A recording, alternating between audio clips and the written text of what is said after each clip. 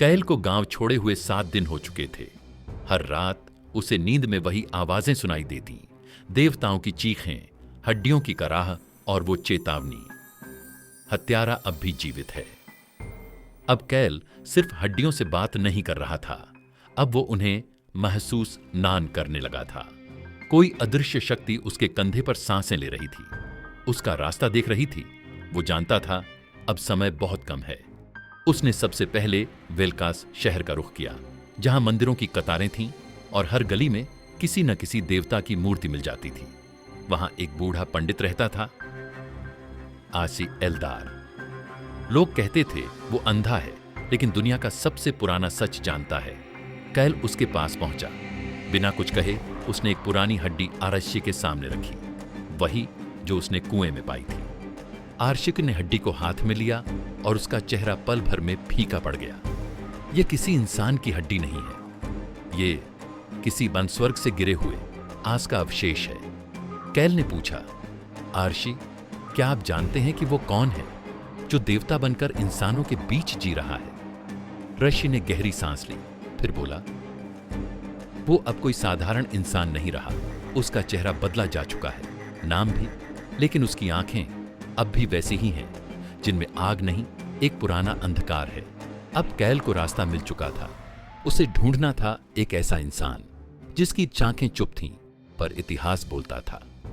शहर दर शहर, गांव दर गांव वो घूमता रहा। हर जगह हड्डियों से बातें करता, हर मृत आत्मा से एक ही सवाल पूछता, क्या तुमने उसे देखा है? और फिर एक दिन एक बूढ़ी औरत की खोपड़ी से उसे जवाब मिला। हां, वो आया था, सफेद कपड़ों में, मुस्कान के साथ, लेकिन उसकी छाया बहुत लंबी थी।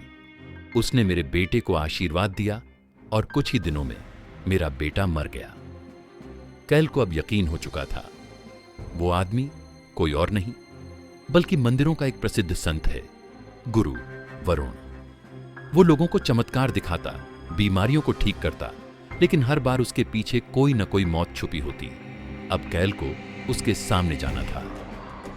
एक रात जब गुरु वरुण पहाड़ी मंदिर में अकेले ध्यान कर रहा था, कैल उसके पास पहुंचा। उसने कहा, मैं हड्डियों से बात करता हूं और उन्होंने तुम्हारा नाम बताया है। गुरु वरुण ने आंखें खोली। उनमें सचमुच एक अजीब गहराई थी, जैसे किसी ने वहां से सारी रोशनी चुरा ली हो।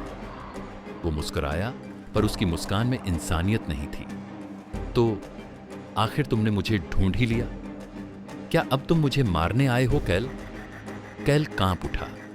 उसकी आवाज धीमी थी। नहीं, मैं तुम्हें उजागर करने आया हूं, ताकि ये दुनिया जान सके कि जिन पर वो भरोसा करती है वही सबसे बड़ा धोखेबाज है। गुरु उठ खड़ा हुआ। उसकी आवाज बदल चुकी थी, अब वो किसी इंसान की नहीं थी। तो सुनो बोन सिंगर, देवता सिर्फ मरते नहीं, कभी कभी वो दल जाते हैं।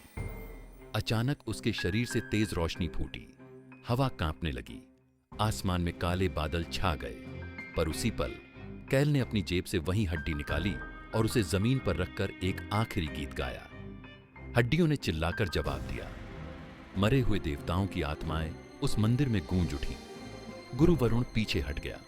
उसकी आंखों में डर था। अब वो अकेला नहीं था। कैल जानता था ये अंत नहीं है, पर एक शुरुआत जरूर है। अब उसने ये राज्य सबको बताना है। अब और चुप नहीं रहना। अब हड्डियां बोलेंगी और पूरी दुनिया सुनेगी।